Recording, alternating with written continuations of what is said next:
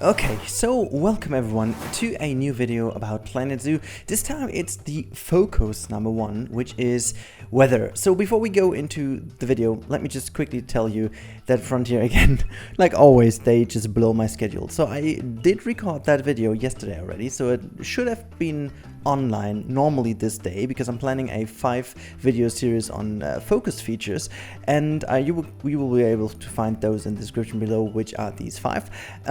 But then all of a sudden the dev journal just dropped and just basically screwed my plans because the video lacked all of these informations, and yeah, that's why I needed to re-record. We a little bit later. You potentially have heard about most of the journal infos quite yet already, but this video is not meant to just feature those things that have been mentioned in the journal. I really want to make a deep dive into what the weather actually means for the game. So hereby we are just starting to name all the facts about the stuff we know, and then we go down into what this actually means for the game itself. I searched all the footage we have of different kind of weather stages in the background, which I will loop, and every now and then I will put on the screen some additional info if it is suitable. So first of all, the facts are, we know that there is like 3 kinds of weather in the game, which is rainy, heavy rain, snow, and well, no rain, no snow, just normal. But this is not entirely true because there's like a 5th stage, and this is different temperatures. So we will have hot and cold and all the variations in between. Fact number 2, we know that the weather is not like an event, the weather is continuous, so that means we have a transition time that we do know it's not always from one state to the other without a break. So before it gets rainy, it gets cloudy and stuff like that. So this is very good because it means that we have a nice simulation rather than an event kind of character, as you may have seen already in Jurassic World Evolution, because basically this was more of a event kind of thing. So third thing is, third fact, we know this the weather will actually influence our animals. That means they will basically have different needs in terms of temperature, in terms of rain, in terms of snow. Some of them like to go out in snow, some of them don't. Some of them like to be in the rain, some of them don't, and some of them like the heat and some of them don't, and so on and so forth. So fourth fact, if you will, it's kind of an addition to the third fact, but the fourth fact is that we do know that also the guests will be influenced by the weather. That means they will sweat, they will shiver, there will be, you know, different kind of things about the guests we have to manage. And yeah, that's kind of the thing. The fifth fact, if you will, is that we know that there is a kind of, I think it's a very complicated rendering mechanic that the weather actually affects also the building. That means we can build piece by piece shelters that cover people from rain, from snow, but also our animals. And the sixth feature we do know, the sixth fact, is that we have some tools at hand to kind of manage the weather conditions. And these tools are namely a heater, a cooler, and at least one we know, this is an umbrella. So here we go. That's as much as I can say about the facts. I will also display on the screen right now. But now let's go a little bit more into the actual facts. And we are starting with the first one.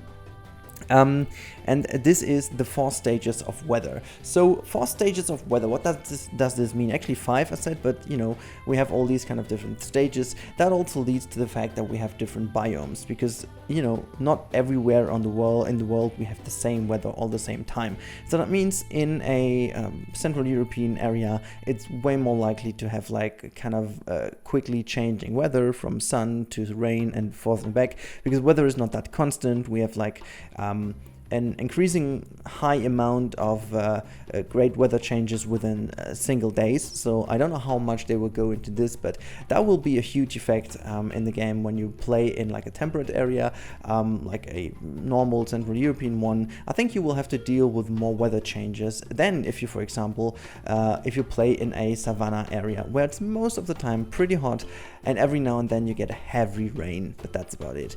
Same goes for like an Antarctic biome. We don't know yet if there will be one, but you know, if there will be one, you can pretty much deal with like constant temperatures, even though they're pretty low. At least you know that they're constant. So I think one cool bit you can take out of this is that it also is already, the weather already changes the challenges within one biome by default. So that means opening, and this is also what they said in the journal, if you are trying to make it snow in a savanna area, it will not work that way. You know, it's hot, the snow won't stay, it won't remain on the bottom because it's way too warm. You can at least try to work around this with some coolers, but this leads also to the next point, what this will influence. So we know there will be kind of a management aspect about energy in the game. Some of the eagle eyes persons have seen the solar panels already in game. So that means with a solar panel, we can definitely tell already that there is some kind of energy gaining system required so that you have energy at hand. We haven't seen that really in the game yet.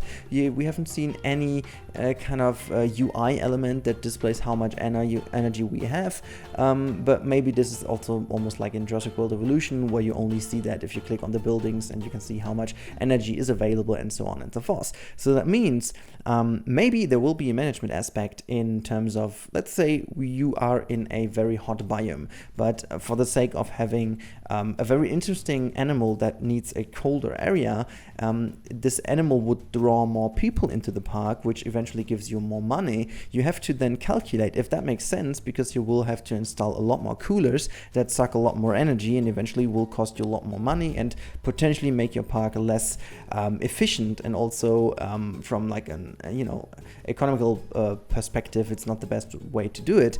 Or you go for example, to more less interesting animals, if I even can say that, because every animal is like some kind of interesting, but people will disagree, so do your guess. So there will be definitely animals that are more interesting and more appealing to people.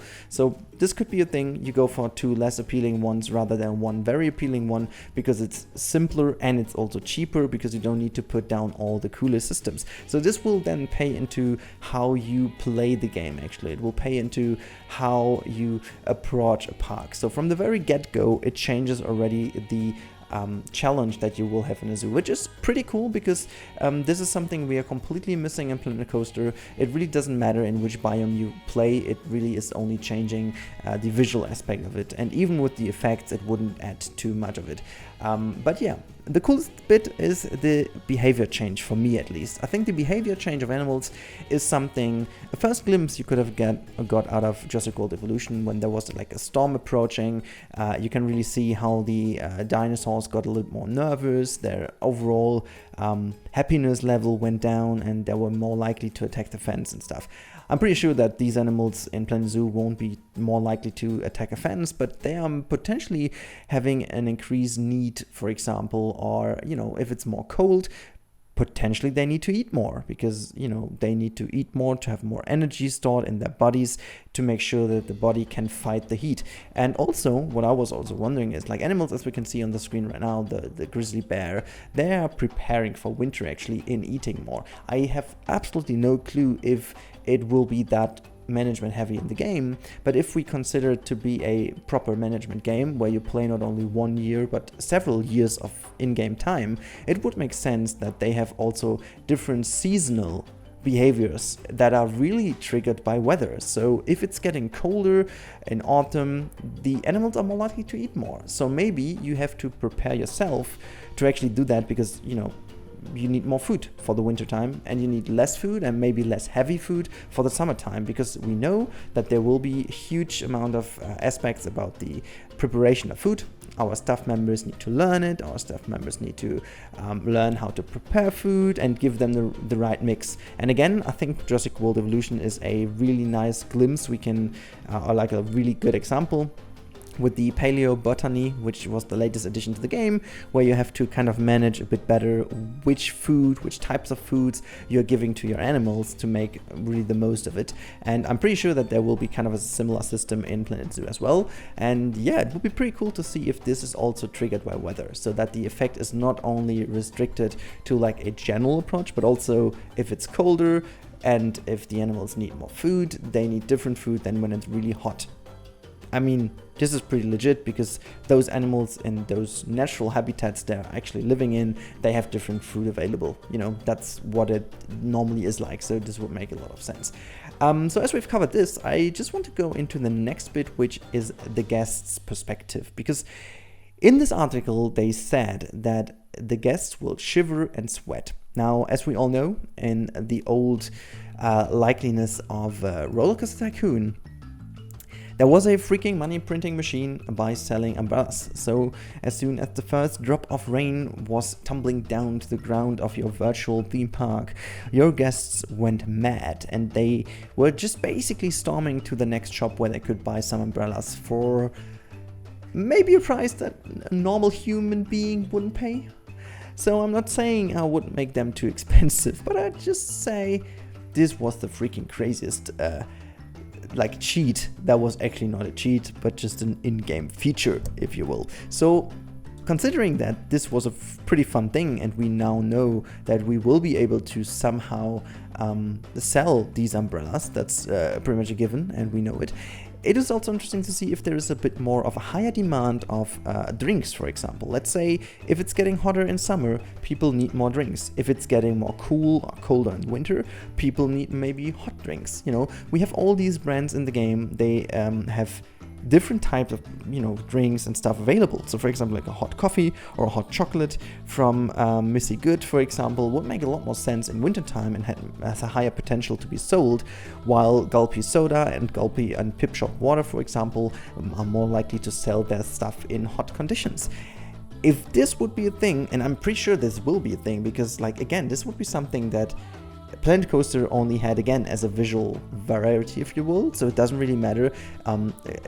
It doesn't really matter if you have like coffee or water or soda, they all fulfill the need of drink.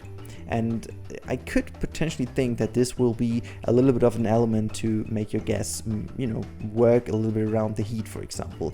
Another thing, I don't know if this will be a thing, but you know, just naming some of the potential little goods you could sell in your zoo would, for example, like sunscreen. No, how's it called? Sun cream? Is it called like that? So, like the sun protection cream. I think this will make sense to have as well in a park, if you will sell that in hot condition, as well as you could, for example, sell some hoodies in the wintertime. You know, we have Hats Fantastic. And maybe Hats Fantastic is about to sell some gloves, or maybe not only a hat but a beanie for the winter time. So these kind of little things come to my mind when I think about these more in-depth info. And to be honest, the shivering and freezing really also gives me a hint about cloth. So again, this was, if you watch my videos, you know that I was very curious if the guests will have different clothing. So in Planet Coaster, it didn't matter if they are in a sunny, in a rainy, or in a snowy environment. Well, rain obviously isn't a thing, but if they're like in a hot environment or a cold environment, they always had the same clothing, which was due to the fact that the original game obviously didn't feature weather and it was never planned, and so they added the winter biome as a visual thing for us as players, because we were really requesting that. It never actually made it into being an actual feature, so that's why they didn't need to. But here's me again pointing at all the different elements they have in the game now. I really hope that this is a thing, that they have different clothing as well. I'm not quite sure if this will make any change to the gameplay, but me personally, I'd be super disappointed if we have like people freezing in the winter and they're like wearing shorts. Like, hell yeah, they're freezing, obviously. You know what I mean? This, I kind of can't imagine that this is a thing. We haven't seen that yet, but because I think if they would hold that back, I think for a good reason, because it definitely would make like a huge impact on the visuals of the game, and it will be pretty interesting to see that. The only downside is that we have seen already some of the staff members being not dressed as they should be in winter times, for example. If you have looked closely or watched closely in this video, you've seen them as well, that they're wearing some more shirts in the winter time. But again, this is in early footage, alpha footage, so potentially this hasn't been done yet. And to be honest, like modeling a jacket on top of it without any function, I guess, is not the harder thing to implement in a later stage of the development, while everything else, like the coding and stuff, is something that goes way more into the early stages, because it has so much more impact on what is happening later on. But yeah, so the last very thing I wanted to talk about is, and this is, I'm not quite sure if this will be even a thing, but this is like ice, because the one thing I was thinking about, which nobody really has mentioned yet, is if it's very cold and the temperatures go down, and we have, like, we've seen the bears swimming in, obviously in the water, as you can see over here, but in some other shots the bear is also swimming in a very snowy environment, and actually the water isn't frozen, so there is no ice. I wonder if it would be possible to have ice there, and we need some kind of heating system also for the water to make sure it doesn't freeze, so the animals can still enjoy the water, and potentially even the water has to be a bit warmer than the environment outside. So these are the things that are really making me curious to see how this all plays into each other, because it is very interesting to see. But I think this will be enough for a deep dive in terms of weather. I hope you guys enjoyed this, because I wanted to do this because I really want to prepare as best as possible for Gamescom, so that I'm really looking into most of the elements a bit more in depth now again, to boil it all down to one video, that I have it all prepared for Gamescom, and then just test this all out and see how close we've been to the truth and what is even better than we've expected. So now, enjoy the day, and the next episode will be about the enclosures. I'm not quite sure if it will be tomorrow already or the next day, but for now, just enjoy this deep dive into the weather, and see you in the next episode of Focus Features. Until then, have a good time, and see you next time. Bye, guys.